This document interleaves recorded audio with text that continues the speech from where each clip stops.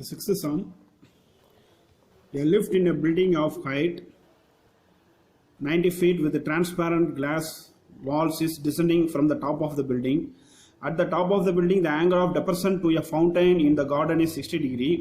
2 minutes later, the angle of depression reduces to 30 degree. If the fountain is 30√3 feet from the entrance of the lift, find the speed of the lift which is descending.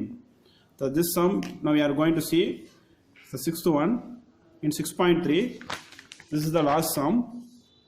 So முதல்ல ஒரு lift இருக்கு.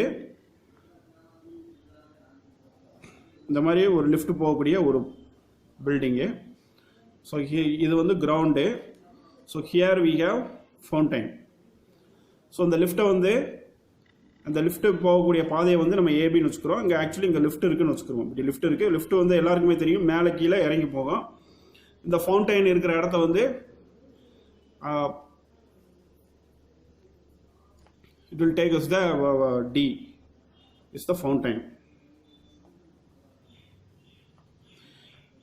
So இந்த lift வந்து எப்படி இருக்குன்னா, first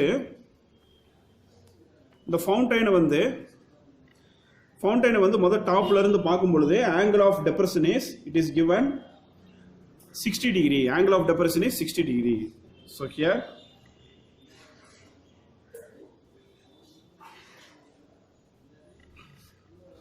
is a 60 degree. அப்போ alternate angles are equal.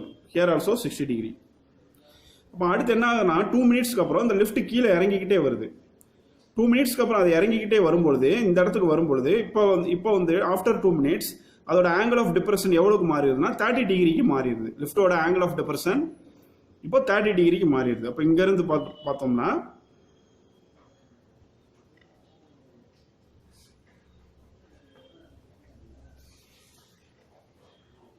so now this is angle of depression 30 degree. So alternate angles are equal. So இது வந்து 30 degree.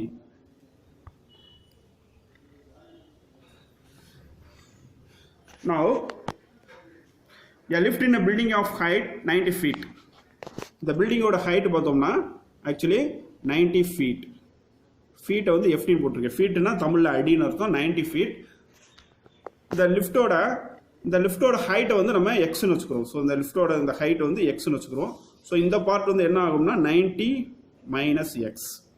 ஸோ அப்போ வந்து இது வந்து சி பாயிண்ட். இந்த லிஃப்ட் வந்து மேலேருந்து கீழே இறங்கி இங்கே மேலேருந்து கீழே 2 மினிட்ஸ்க்கு அப்புறம் லிஃப்ட் வந்து இங்கேருந்து அந்த ஃபவுண்டைனை பார்க்கும்பொழுது angle of depression 30 degree.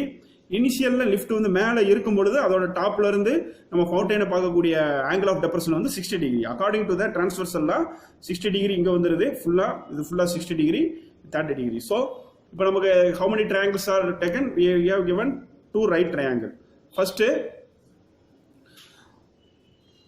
AB is the first AB is the building.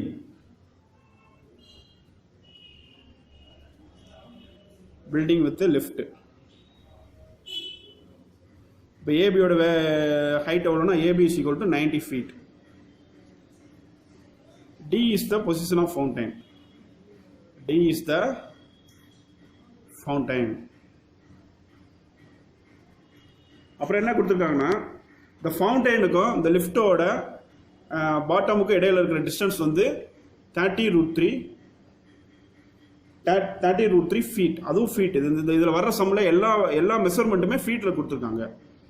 அப்போ the distance between the building, foot of the building, that is A, and the fountain is AD is equal to how many means 30√3 feet. 30√3 feet. Now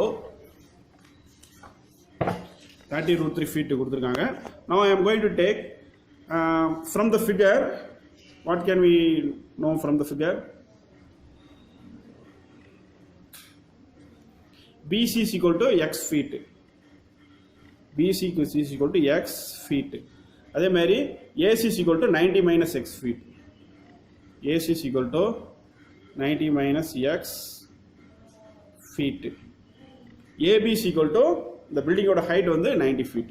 First I am going to take triangle ABD.